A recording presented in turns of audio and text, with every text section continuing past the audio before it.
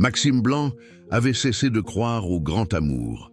À 32 ans, avec une série de relations ratées derrière lui, le développeur de logiciels munichois s'était résigné à ce que les véritables connexions ne soient peut-être qu'un mythe dans le monde numérique.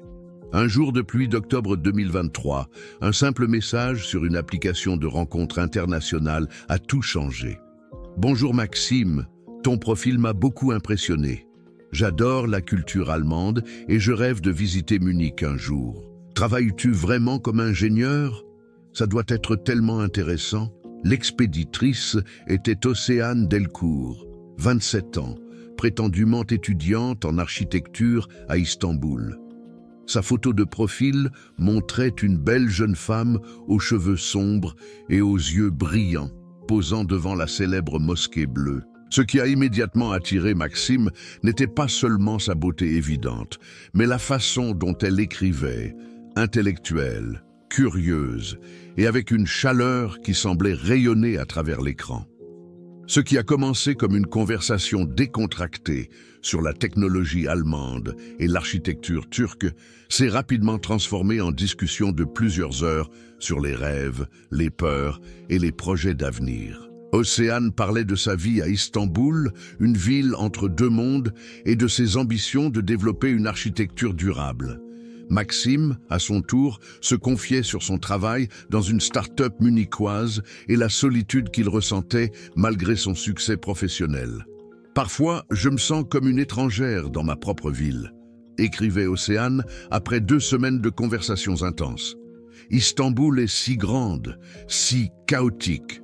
Tout le monde est occupé par sa propre vie. En Allemagne, ça doit être beaucoup plus organisé, plus paisible. » Maxime ressentait un lien profond avec ce sentiment. « Munich peut aussi être solitaire », a-t-il répondu. « Tout le monde est poli mais distant.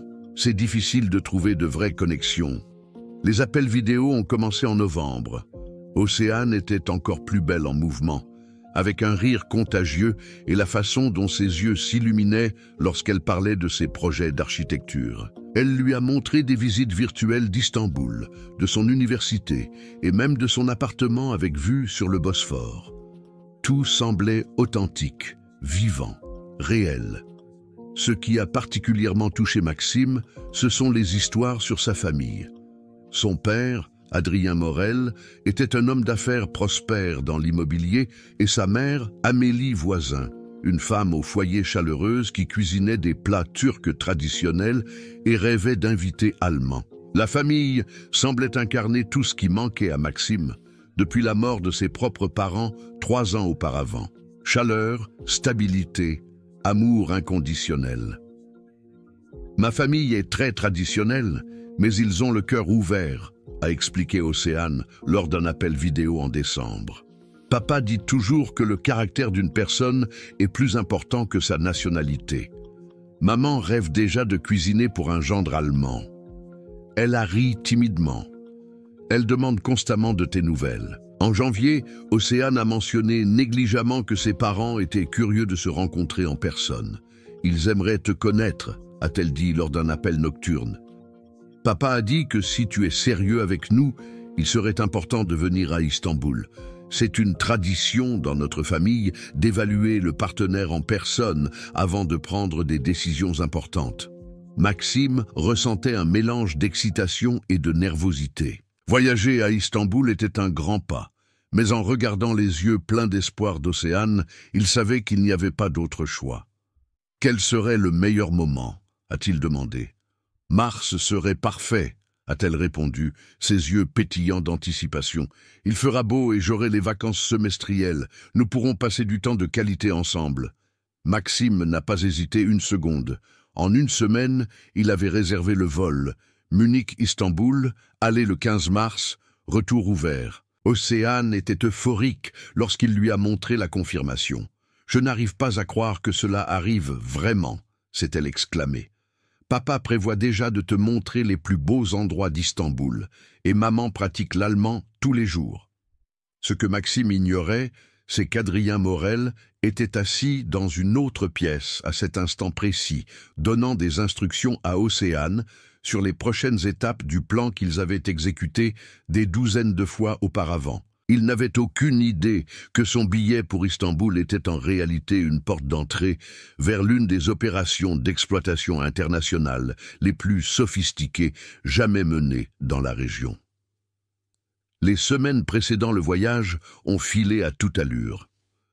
Maxime était complètement absorbé par les préparatifs et les conversations quotidiennes avec Océane, qui devenaient de plus en plus intimes et familières. Ils ont planifié ensemble son itinéraire à travers Istanbul, discuté des plats que sa mère cuisinerait et rêvé de leur avenir commun.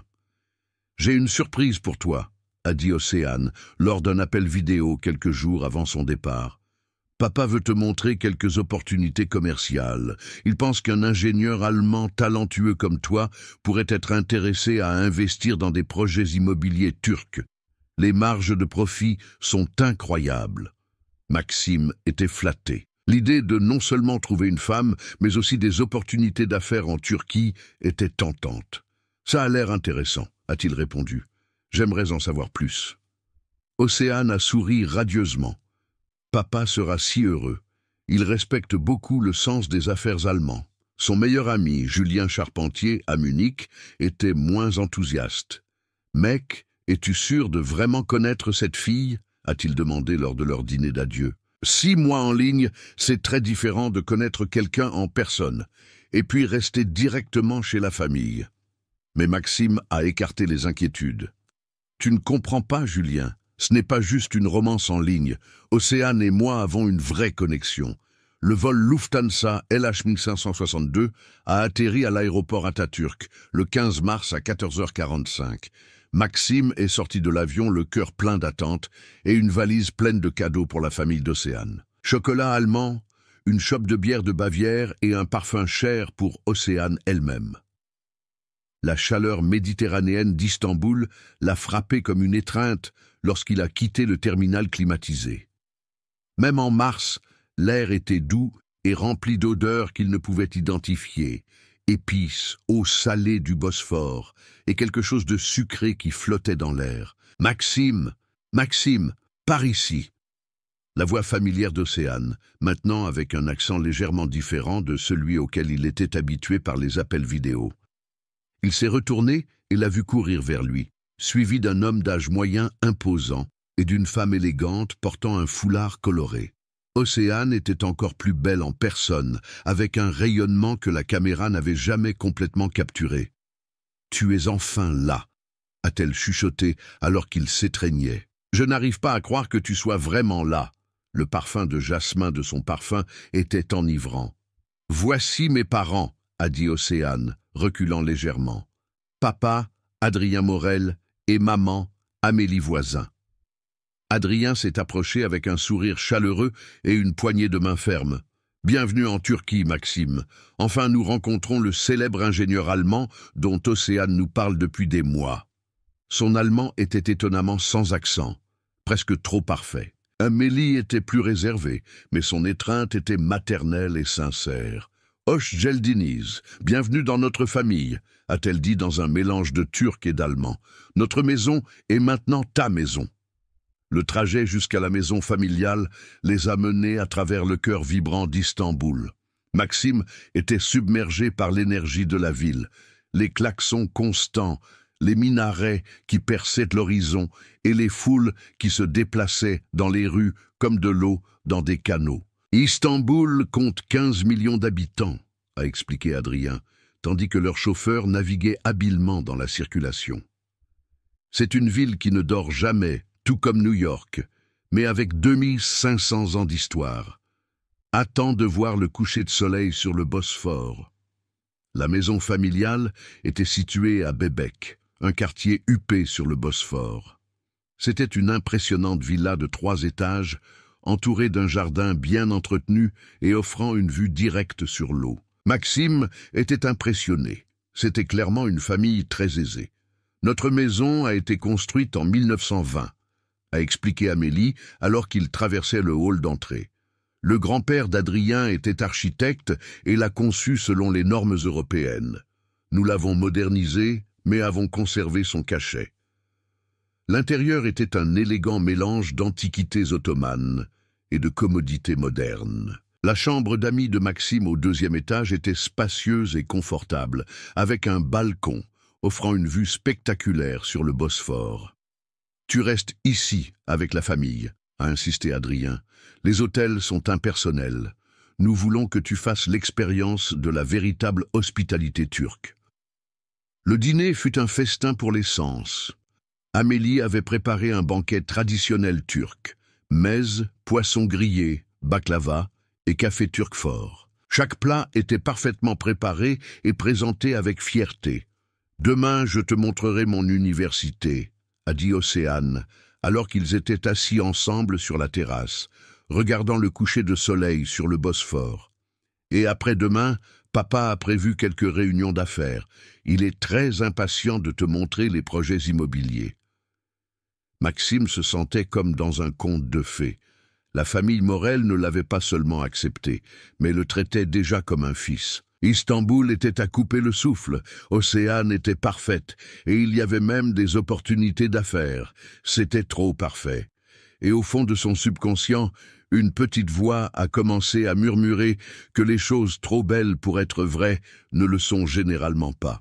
Le 2e jour de Maxime à Istanbul a commencé avec l'appel à la prière du matin depuis les mosquées voisines.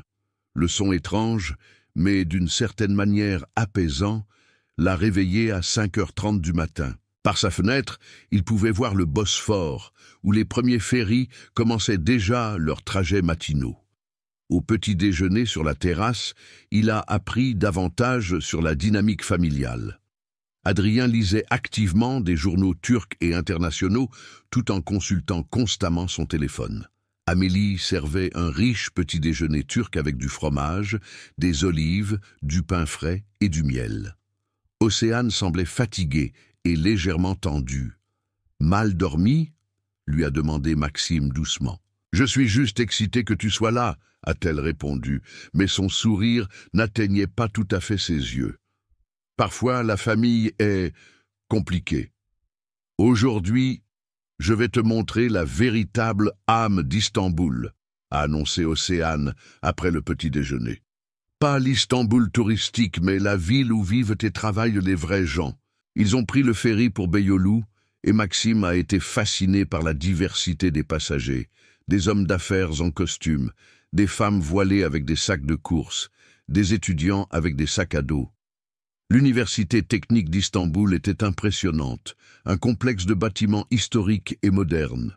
Océane l'a guidé à travers la faculté d'architecture et l'a présenté à des professeurs et des camarades de classe. Tous semblaient vraiment la connaître et montraient de l'intérêt pour sa visite. « Professeur Demir, voici Maxime, l'ingénieur allemand dont je vous ai parlé », l'a-t-elle présenté à un chargé de cours. « Ah, le développeur de logiciels », a répondu le professeur Demir en allemand courant. « Océane parle de vous constamment. Comment trouvez-vous notre système éducatif turc par rapport à l'Allemagne ?»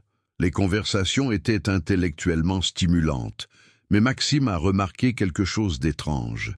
Tout le monde semblait connaître des détails très spécifiques sur lui, son travail, sa famille, même ses passe-temps. C'était comme si Océane avait partagé des informations très détaillées sur lui. Après l'université, elle l'a guidé à travers le grand bazar. Maxime a été submergé par le labyrinthe de boutiques, d'odeurs et de bruits. Océane négociait habilement les prix pour divers souvenirs qu'elle voulait lui acheter. « Tu dois marchander », a-t-elle expliqué, tout en discutant du prix d'un tapis. « Ce n'est pas seulement une question d'argent, c'est une question de respect. Le commerçant s'attend à ce que tu honores ses compétences en négociant. » Pendant le déjeuner dans un restaurant traditionnel, Maxime en a appris davantage sur les affaires d'Adrien. « Je développe des propriétés de luxe pour des acheteurs internationaux », a expliqué Adrien. « Allemands, Autrichiens, Suisses, ils recherchent tous des investissements à Istanbul. La ville se développe si vite, les rendements sont exceptionnels. » « Quel type de rendement ?»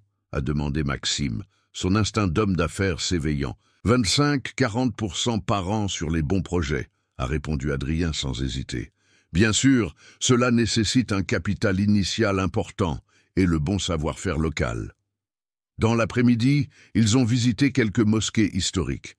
Maxime a été impressionné par la capacité d'Océane à naviguer entre tradition et modernité. Elle se couvrait respectueusement la tête dans les mosquées, mais discutait plus tard de manière critique de certaines pratiques religieuses. « Je suis religieuse, mais je crois aussi au progrès », a-t-elle expliqué en se promenant dans les jardins du palais de Topkapi.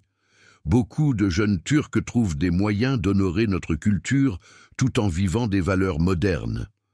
Mais c'est en fin d'après-midi que Maxime a remarqué les premiers vrais signaux d'alarme. Ils étaient dans un café à Galata et Océane s'est excusée pour aller aux toilettes. Elle a laissé son téléphone sur la table et il a commencé à vibrer avec des messages. Curieux, et il a regretté plus tard cette curiosité, Maxime a jeté un coup d'œil à l'écran. Les messages étaient en turc, mais il a pu identifier quelques mots avec son vocabulaire limité. Ce qui l'a alarmé, ce n'étaient pas les mots, mais les photos dans l'aperçu du message. Des photos de lui, à l'aéroport, en train de quitter la maison, même pendant leur visite d'aujourd'hui. Quelqu'un les avait photographiés toute la journée sans qu'ils s'en rendent compte. Quand Océane est revenue, Maxime a fait semblant de n'avoir rien vu. « Tout va bien ?» a-t-elle demandé. « Parfait », a-t-il menti, mais son esprit a commencé à s'emballer. Pourquoi quelqu'un les photographierait-il? Et pourquoi, sans qu'elle le sache? Le dîner à la maison était à nouveau opulent, mais Maxime observait maintenant plus attentivement.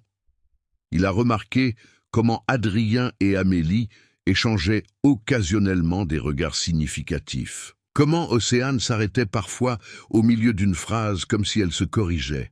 Comment la femme de chambre, qu'il n'avait vue qu'une fois brièvement, était complètement voilée et ne parlait jamais. « Demain, j'ai une surprise pour toi », a dit Adrien pendant le dessert. « Je veux te montrer nos projets commerciaux les plus importants. Peut-être qu'un partenariat t'intéressera. Un ingénieur allemand intelligent avec tes compétences pourrait réussir ici. »« Quel genre de partenariat ?» a demandé Maxime. « Je t'expliquerai demain », a répondu Adrien avec un sourire qui semblait soudainement moins chaleureux. « D'abord, tu dois voir les opportunités. » Cette nuit-là, Maxime est resté éveillé, fixant le plafond. Les photos sur le téléphone d'Océane ne le laissaient pas en paix. Qui les surveillait et pourquoi? Et pourquoi n'avait-elle pas mentionné qu'ils étaient suivis? Vers 2 heures du matin, il a entendu des voix étouffées venant du rez-de-chaussée. Avec précaution, il s'est levé et s'est glissé jusqu'au balcon. Les voix provenaient du bureau d'Adrien dont les fenêtres donnaient sur le jardin. Il ne pouvait pas tout comprendre, mais quelques bribes de mots en allemand l'ont figé. « L'allemand réagit comme prévu », a dit une voix qui n'était pas celle d'Adrien. « Les mêmes schémas que les autres. De combien de temps avons-nous encore besoin ?» C'était définitivement la voix d'Adrien. 4 jours maximum. Les transferts doivent être terminés avant qu'il ne commence à poser trop de questions. Le sang de Maxime s'est glacé. Quels transferts? Quels autres? Et qu'allait-il se passer dans 4 jours? Il s'est glissé sous les draps, mais dormir était impossible. Pour la première fois depuis son arrivée, Maxime Blanc a commencé à soupçonner qu'il n'était pas un invité à Istanbul, mais quelque chose de tout autre. Maxime s'est réveillé le 3e jour avec une boule au ventre. Les bribes de conversation nocturne le hantaient, mais il essayait de se convaincre qu'il avait du mal les comprendre. Peut-être s'agissait-il de discussions d'affaires normales qui avaient semblé menaçantes dans sa paranoïa. Au petit déjeuner, cependant, il a remarqué que la dynamique familiale avait subtilement changé. Amélie semblait plus nerveuse, évitant le contact visuel. Océane était inhabituellement silencieuse, et ses mains tremblaient légèrement lorsqu'elle servait son thé. Adrien, en revanche, était exagérément jovial, parlant trop fort et trop de ses rendez-vous d'affaires prévus. « Aujourd'hui est un grand jour, Maxime », a annoncé Adrien, lui tapant sur l'épaule. « Je vais te montrer des opportunités d'investissement qui peuvent changer ta vie, des millions d'euros de bénéfices en quelques années seulement. » « Quel genre d'investissement ?» a demandé Maxime prudemment.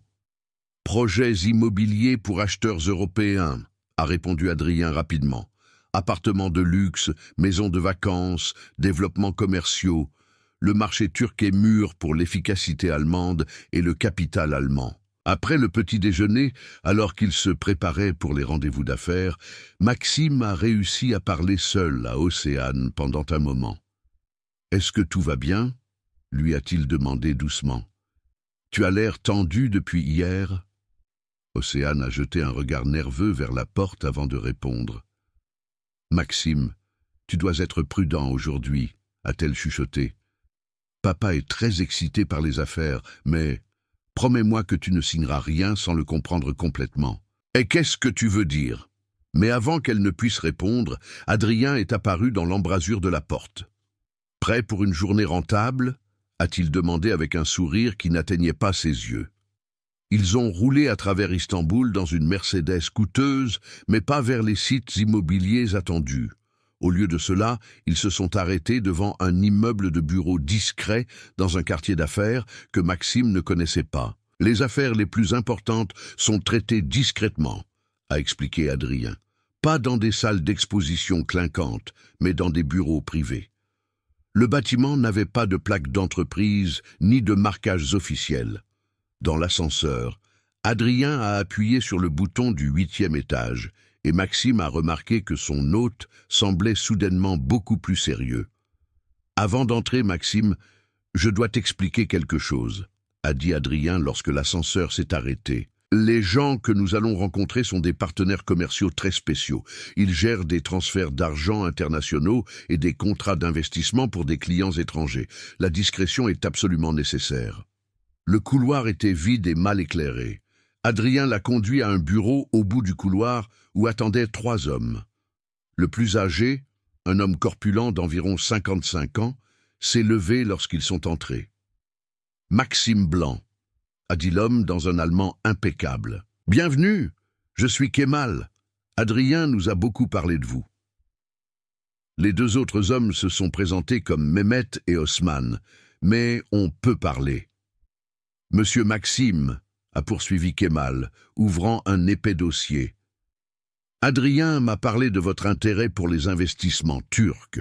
Nous avons des opportunités très lucratives pour les investisseurs européens disposant du capital adéquat. » Les documents que Kemal lui a montrés étaient impressionnants. Plans de construction pour des complexes de luxe, prévisions financières avec des rendements astronomiques, même des références d'investisseurs allemands prétendument satisfaits. Tout semblait professionnel et légitime.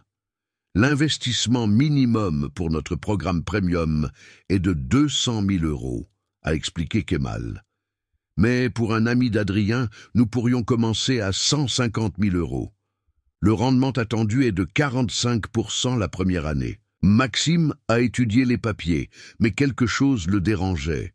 Les noms allemands dans les lettres de référence semblaient étranges. La formulation était trop parfaite, trop similaire. « Ce sont des chiffres très impressionnants, » a-t-il dit prudemment. « Mais j'aimerais avoir le temps de tout examiner, peut-être consulter un avocat. » L'atmosphère dans la pièce a immédiatement changé. Kemal et Adrien ont échangé un regard rapide. « Bien sûr, » a dit Kemal, mais sa voix était devenue plus froide. « Mais comprenez que ces opportunités sont sensibles au facteur temps. D'autres investisseurs attendent. » « À quel point sensible au facteur temps ?» a demandé Maxime. « Les contrats doivent être signés d'ici demain, » a répondu Adrien rapidement. « Le plan de développement commence la semaine prochaine. » Maxime a senti une montée d'adrénaline. Quelque chose n'allait définitivement pas. Les affaires sérieuses n'exigeaient pas de telles décisions sous pression. « Il me faut au moins 1 semaine pour transférer une somme d'argent aussi importante, » a-t-il dit. « Ce n'est pas un problème, » a répondu Kemal, avec un sourire qui n'atteignait pas ses yeux. « Nous pouvons organiser le virement immédiatement. Tout ce dont nous avons besoin, ce sont vos coordonnées bancaires et une procuration pour la transaction. » Maintenant, Maxime était sûr que quelque chose de très grave se passait. Aucune affaire légitime n'exigeait une procuration immédiate pour de grosses sommes d'argent. « Je pense que j'ai besoin de plus de temps, » a-t-il dit, se levant. « Asseyez-vous, Maxime, » a dit Adrien, et pour la première fois, Maxime a entendu une menace dans la voix de son hôte. « Nous n'avons pas encore terminé notre discussion. » Maxime a remarqué que Mehmet et Osman s'étaient positionnés entre lui et la porte. Kemal a ouvert un ordinateur portable et a tourné l'écran vers lui. « Avant que vous ne preniez une décision, je veux vous montrer quelque chose. » Sur l'écran, il y avait une vidéo. Elle montrait Maxime et Océane sur la terrasse de la maison familiale le premier soir, s'embrassant au clair de lune. Puis, des séquences de lui sous la douche dans sa chambre d'amis, des photos de lui endormi.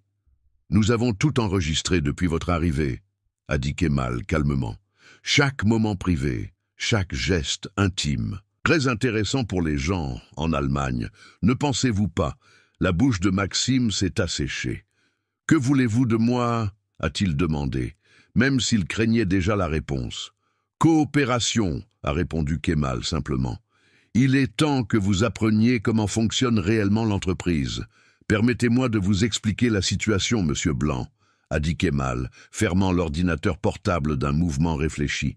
Vous n'êtes pas le premier touriste allemand attiré par le charme d'Océane. Au cours des 3 dernières années, nous avons eu des relations d'affaires similaires avec d'autres visiteurs européens. » Maxime a senti son estomac se nouer. « D'autres visiteurs? Oui, des histoires très similaires, a poursuivi Kemal, ouvrant un autre dossier. Stéphane de Vienne, arrivé en octobre 2022. Thomas de Zurich, mars 2022. Jean-Baptiste de Lyon, janvier 2023. Tous amoureux de la charmante Océane, tous invités à rencontrer sa merveilleuse famille. » Les photographies que Kemal lui a montrées ont glacé le sang de Maxime. Des hommes différents, tous à peu près de son âge, tous dans les mêmes situations avec Océane. Les mêmes poses romantiques sur la terrasse, les mêmes photos de famille, même les mêmes excursions à travers Istanbul. « Où sont-ils maintenant ?» a demandé Maxime, même s'il craignait la réponse. « Ils travaillent pour nous », a répondu Kemal sans émotion. « De nouvelles carrières, de nouvelles identités, de nouveaux objectifs. Jean-Baptiste est particulièrement doué en marketing en ligne. Il nous aide à identifier et à contacter de nouvelles cibles.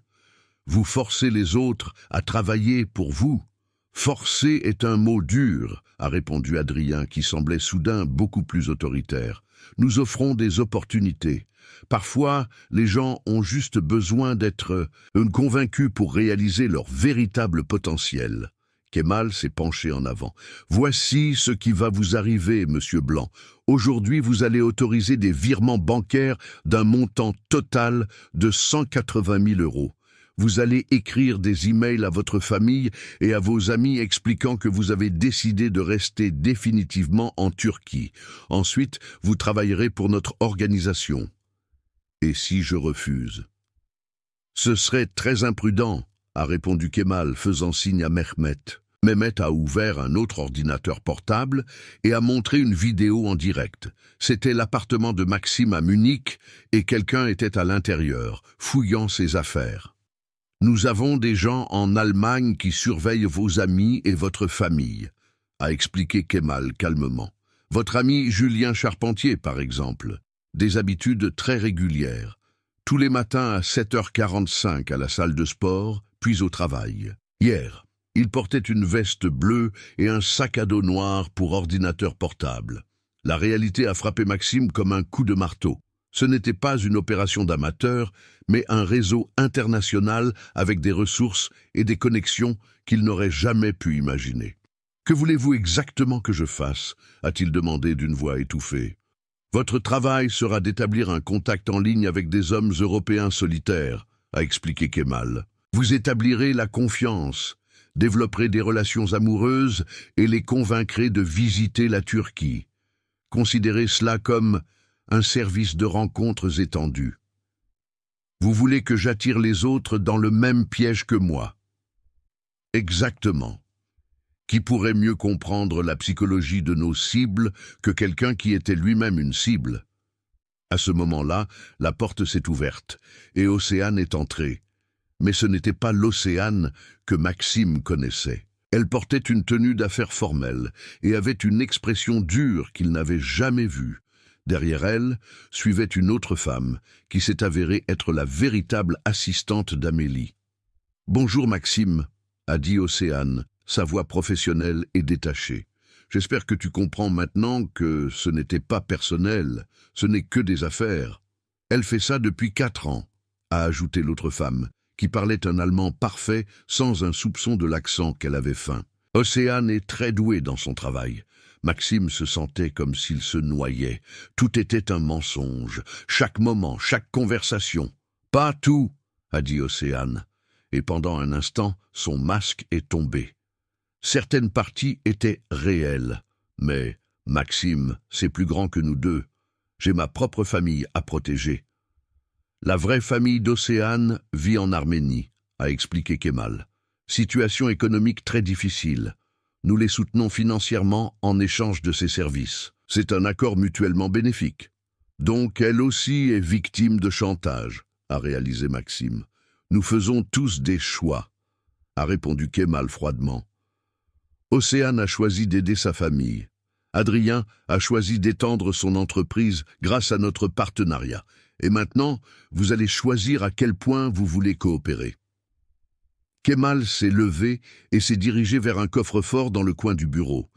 Il en a sorti plusieurs passeports et les a jetés sur la table. Stéphane Muller, Thomas Weber, Jean-Baptiste Lemoine, tous ont choisi de coopérer après avoir été convaincus. Et qu'arrive-t-il à ceux qui refusent de coopérer ? A demandé Maxime. Kemal a souri froidement. Nous ne le découvrons généralement pas. Les gens sont remarquablement adaptables lorsque la bonne motivation est appliquée. Maxime a regardé autour de la pièce, qui se sentait soudain comme une prison. Océane évitait son regard. Adrien étudiait ses ongles. Les autres hommes continuaient de bloquer les sorties. « J'ai besoin de temps pour réfléchir », a finalement dit Maxime. « Vous avez 1 heure », a répondu Kemal. « Mehmet vous emmènera dans une pièce privée où vous pourrez reconsidérer vos options. Mais rappelez-vous, Monsieur Blanc, nous avons de nombreuses méthodes pour amener les gens à coopérer.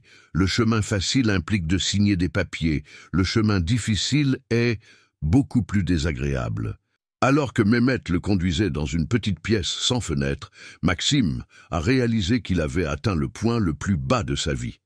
Mais au fond de sa poche, il sentait son smartphone.